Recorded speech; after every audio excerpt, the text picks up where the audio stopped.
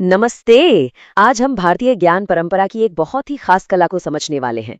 वो कला जो सदियों से मुश्किल विचारों को कहानियों के जरिए इतना सरल और यादगार बनाती आई है। तो चलिए इस दिलचस्प सफर पर निकलते हैं। आज की दुनिया में चारों तरफ इंफॉर्मेशन ही इंफॉर्मेशन है, लेकिन एक सवाल हमेशा हमारे सामने रहता है। हम किसी मुश्किल आइडिया को, किसी कॉम्प्लेक्स बात को हमेशा के लिए यादगार कैसे बना सकते हैं? मतलब ऐसा क्या करें कि कोई जानकारी सिर्फ सुनी ना जाए, बल्कि उसे महसूस किया जाए और वो दिमाग में बस जाए।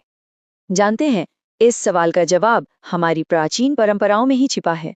और जवाब बहुत ही सीधा साधा है। ज्ञान को एक कहानी में लपेट दो। जी हाँ, एक कहानी में। यही वो चाबी है जो मुश्किल से मुश्किल कॉन्सेप्ट्स के ताले खोल देती है। तो चलिए अपने विश्लेषण के पहले हिस्से में चलते हैं। यहाँ हम ये समझेंगे कि कहानियों में ऐसा क्या है कि वो मुश्किल जानकारी को सहेजने और समझाने का इतना पावरफुल जरिया बन जाती हैं। देखिए, एक तरफ है सिर्फ फैक्ट्स और आंकड़े, एकदम सूखे, जो अक्सर दिमाग में टिकते ही नहीं। और दूसरी तरफ है एक कहानी जो सीधे दिल से कनेक्ट करती है, इमोशंस जगाती है, और बस इसीलिए हमेशा के लिए याद रह जाती है।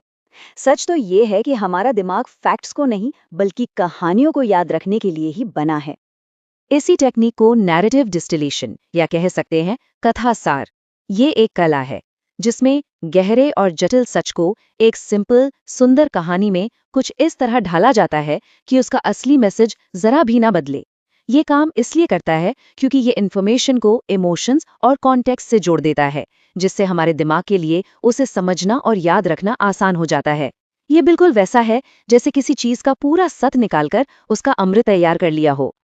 और मजे की बात यह है कि ये कोई नई टेक्निक नहीं है।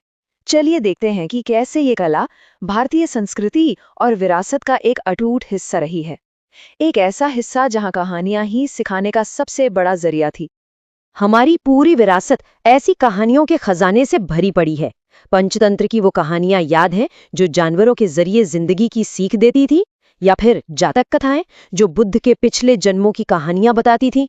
पुराणों से लेकर रामायण और महाभारत जैसे महाकाव्यों तक हर जगह ज्ञान को कहानियों में ही तो पिरोया गया है। एक बहुत पुरानी कहावत है जो इस आइडिया को बड़ी खूबसूरती से बताती है। जो सुना जाता है वो पढ़े हुए से ज्यादा ताकतवर होता है, क्योंकि वो कानों के रास्ते दिल में उतरता है और दिमाग पर हमेशा के लिए छप जाता है। हमारी मौखिक परंपरा की असली ताकत इसी में छिपी थी। तो मतलब साफ है, भारत में कहानी कहना सिर्फ एंटरटेनमेंट नहीं, बल्कि संस्कृति और शिक्षा की नींव रहा है। लेकिन सबसे जरूरी सवाल ये है कि क्या ये प्राचीन ज्ञान आज के दौर में भी काम का है? तो जवाब है बिल्कुल। अब हम देखेंगे कि कहानी कहने की ये कला आज की दुनिया के लिए एक कितनी जरूरी स्किल है। तो ज्ञान से भरी एक अच्छी कहानी बनाई कैसे जाए, इसके 3 बहुत ही सिंपल स्टेप्स हैं। सबसे पहले उस मूल संदेश को पहचानें जो पहुंचाना है। दूसरा, ऐसे किरदार या उदाहरण बनाएं जिनसे लोग आसानी से जुड़ सकें, रिलेट कर सकें। और तीसरा, एक कहानी का ढांचा तैयार करें जिसमें एक चुनौती हो, उस पर कोई एक्शन लिया जाए और आखिर में एक समाधान निकले। और इस स्किल का इस्तेमाल कहाँ नहीं हो सकता? एजुकेशन में, साइंस या हिस्ट्री जैसे मुश्किल सब्जेक्ट्स को यादगार बनाने के लिए, बिजनेस में अपनी बात को असरदार तरीके से रखने और एक मजबूत ब्रांड बनाने के लिए, और यहाँ तक कि अपनी पर्सनल ग्रोथ के लिए भी। अपनी चुनौतियों और लक्ष्यों को एक कहानी की तरह देखने से क्लैरिटी और मोटिवेशन दोनों मिलते हैं। तो आखिर में हम इसी नतीजे पर पहुंचते हैं कि कहानियां सिर्फ मनोरंजन के लिए नहीं होती। वो तो ज्ञान और बुद्धिमानी के वो बर्तन हैं जो पीढ़ी दर पीढ़ी उस कीमती ज्ञान को हम तक पहुंचाते हैं। तो अगली बार जब कोई कहानी